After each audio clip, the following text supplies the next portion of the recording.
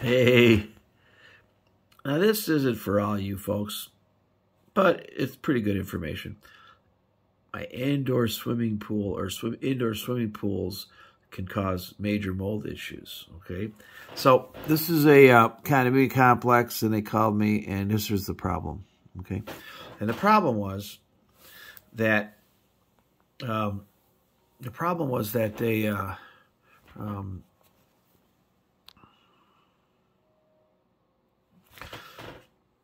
had mold in the attic, and they paid somebody to clean it. And then the mold guy called me up and says, dude, man, it came back. And I have a warranty. These mold guys give you warranty, right? So a year later, it all came back.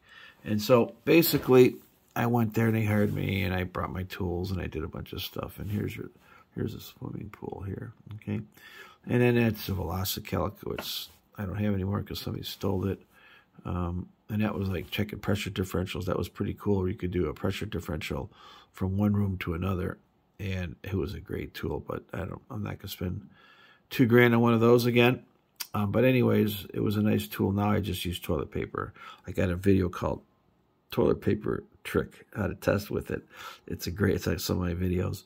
So here's your problem. The problem is you got this big ass pool, and if you don't have a cover on it, it's going to evaporate a lot more. And so you really need to have ventilation. And what happens is if you don't have ventilation, the high humidity will cause mold. And if you've got thermal bypass and thermal bridging, you're going to have condensation and mold. So this particular pool, I told them they needed another door because this door wasn't working too good. When you open a door, you got high vapor pressure to low vapor pressure. So all the pool humidity was actually, every time you open this door, would go right into the house. And that was causing mold in the house too.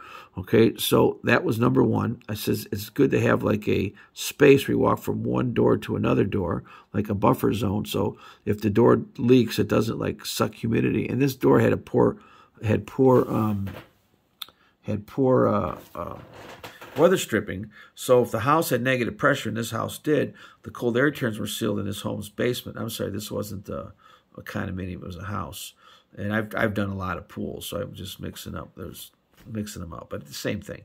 And so what happened is this door, moist air would go underneath this door because of the negative pressure. So I told them that they had to balance their HVAC system in the house so you wouldn't have negative pressure. I told them that they needed to consider a secondary door, like a pool door and a house door, and have like a little buffer zone. And a lot of pools have buffer zones, you know, with a pressure differential. You know, there could be a fan, and when you open the door, it does something and helps out with that and to minimize that. Plus, you know, the pool room should have dehumidification, okay? And so these are the house shots.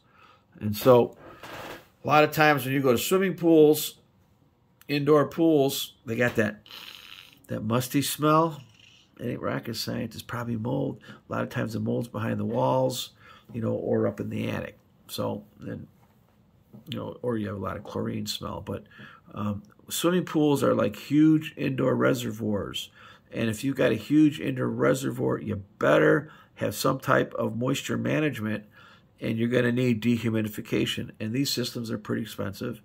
And also, not only that, but you want to isolate the pool area from the house area, and you want to isolate the pool area from the attic area and any other area where you've got conditioned air, because of, also you got to take some pool science classes, because at a certain temperature, you know, the hotter the water, the more evaporate you get. So I like my water hot.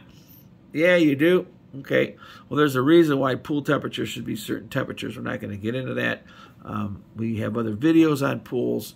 But yes, your pool can cause mold and moisture in your house. Hey, I do have a service on YouTube called, just Google "Call Marco with a Question," M-A-R-K-O, and we'll try to solve your house problem on the phone. You can, you know, send me photos and we'll discuss it. So usually most problems take like 15 minutes to half an hour.